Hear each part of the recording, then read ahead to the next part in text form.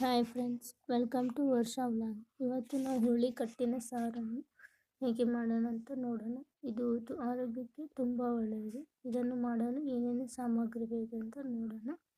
2 table spoon ಎಣ್ಣೆ, 1 table spoon ಜೀರಿಗೆ, 1 table spoon ಖಾರ, 1 ಟೇಬಲ್ ಸ್ಪೂನ್ ಅಷ್ಟು ಸಾಸಿವೆ, ಅರ್ಧ ಟೇಬಲ್ ಸ್ಪೂನ್ ಅಷ್ಟು ಅರಿಶಿನ, ರುಚಿಗೆ ತಕ್ಕಷ್ಟು ಉಪ್ಪು.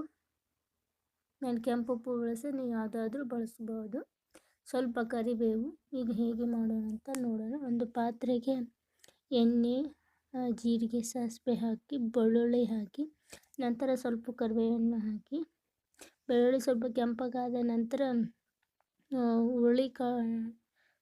ಕುದಿಸಿರುವ ಹುರುಳಿಕಾಳನ್ನ ನೀರನ್ನು ಹಾಕಿ, ನಂತರ ಸ್ವಲ್ಪ ಅರಿಶಿನ,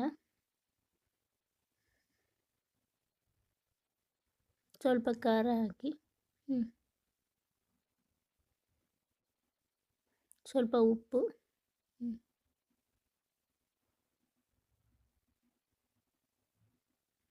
ಹಾಕಿ ಚೆನ್ನಾಗಿ ಕುದಿಸ್ಕೋಬೇಕು. ಮತ್ತು ಇಲ್ಲಿ ನಂತರ ನಾವು ಬೇಯಿಸಿರುವ ಹುರುಳಿಕಾಳನ್ನು ಸ್ವಲ್ಪ ಮಿಕ್ಸಿಗೆ ಹಾಕಿ ಸಾಂಬಾರಿಗೆ ಹಾಕಿದ್ರೆ ಸಾಂಬಾರು ಗಟ್ಟಿಯಾಗುತ್ತದೆ.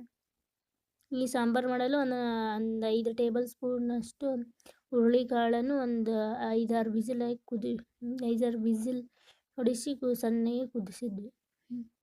ನಂತರ ಇದಕ್ಕೆ ಹುಣಸೆ ಹಣ್ಣಿನ ರಸ ಹಾಕಿ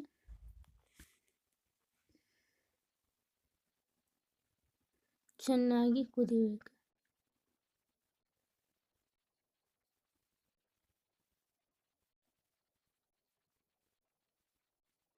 ಸರಿಯಾಗಿ ಮಿಕ್ಸ್ ಮಾಡಿ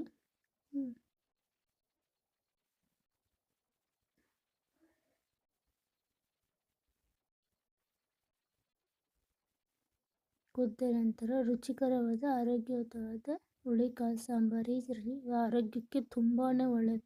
ಅದರಲ್ಲಂತೂ ಸ್ಟೋನ್ ಇರೋರಿಗಂತೂ ಇದು ಹೇಳಿ ಮಾಡಿಸಿದ ಆಹಾರ. Thank you for watching.